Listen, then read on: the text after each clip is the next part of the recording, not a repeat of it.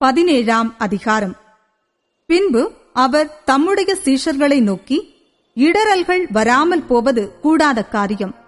ஆகிலும் அவைகள் எவனால் வருகிறதோ அவனுக்கு ஐயோ. அவன் இந்த சிறுவரில் ஒருவனுக்கு இடறல் உண்டாக்குகிறதை பார்க்கிலும் அவனுடைய கழுத்தில் ஏந்திரக்கல் கட்டப்பட்டு அவன் சமுத்திரத்தில் தள்ளுண்டு போவது அவனுக்கு நலமாயிருக்கும். உங்களை குறித்து எச்சரிக்கையாயிருங்கள்.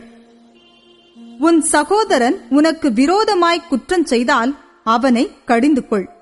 அவன் மனஸ்தாபப்பட்டால் அவனுக்கு மன்னிப்பாயாக. அவன் ஒரு நாளில் 7 தரம் உனக்கு விரோதமாய் குற்றம் செய்து 7 தரமும் உன்னிடத்தில் வந்து நான் மனஸ்தாபப்படுகிறேன் என்று சொன்னால் அவனுக்கு மன்னிப்பாயாக என்றார். அப்பொழுது அப்போஸ்தலர் கர்த்தரை நோக்கி, எங்கள் விசுவாசத்தை வர்த்திக்க பண்ண வேண்டும் என்றார்கள்.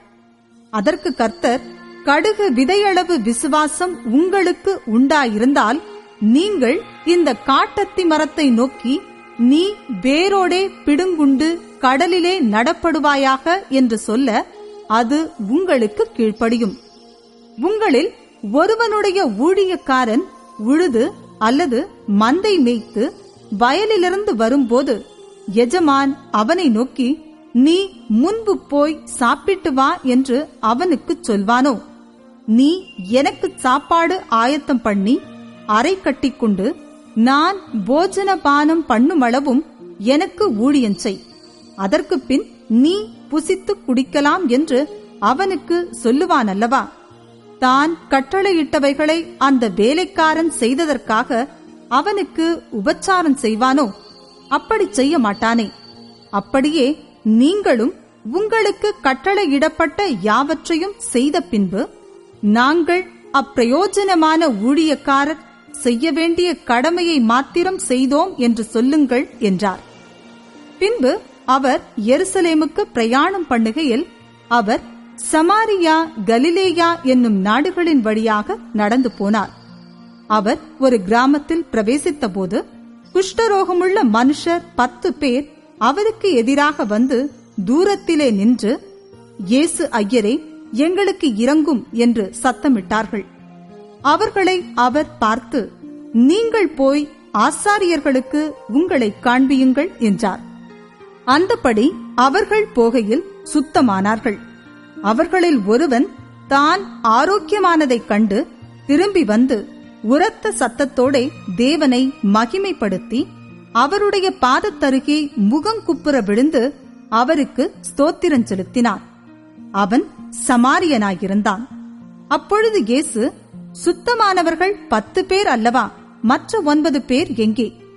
தேவனை மகிமைப்படுத்துகிறதற்கு இந்த அந்நியனே ஒழிய மற்றொருவனும் திரும்பி வர காணோமே என்று சொல்லி அவனை நோக்கி, நீ எழுந்து போ, உன் விசுவாசம் உன்னை ரட்சித்தது என்றார்.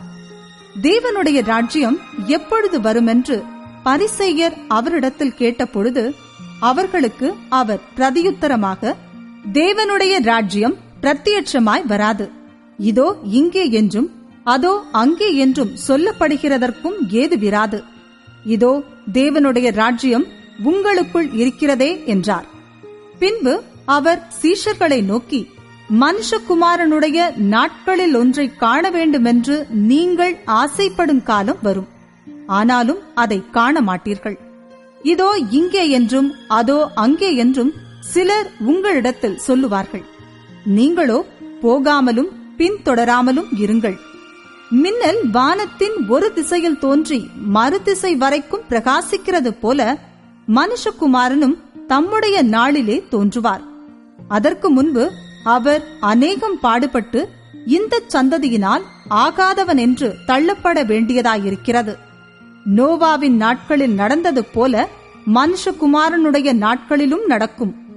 நோவா பேழைக்குள் பிரவேசித்த நாள் வரைக்கும் ஜனங்கள் புசித்து குடித்தார்கள், பெண் கொண்டு கொடுத்தார்கள். ஜலப்பிரளயம் வந்து எல்லாரையும் அழித்து போட்டது. லோத்தினுடைய நாட்களில் நடந்தது போலவும் நடக்கும். ஜனங்கள் புசித்தார்கள், குடித்தார்கள், கொண்டார்கள், விற்றார்கள், நட்டார்கள், கட்டினார்கள். லோத்து சோதோமை விட்டு புறப்பட்ட நாளிலே வானத்திலிருந்து அக்கினியும் கந்தகமும் வருஷித்து எல்லாரையும் அழித்து போட்டது. மனுஷகுமாரன் வெளிப்படும் நாளிலும் அப்படியே நடக்கும். அந்த நாளிலே வீட்டின் மேலிருப்பவன் வீட்டிலுள்ள தன் பண்டங்களை எடுத்துக்கொண்டு போக இறங்காமல் இருக்க கடவன். அப்படியே வயலில் இருக்கிறவன் பின்னிட்டு திரும்பாமலும் இருக்க கடவன். லோத்தின் மனைவியை நினைத்துக் கொள்ளுங்கள். தன் ஜீவனை ரட்சிக்க வகை தேடுகிறவன் அதை இழந்து போவான்.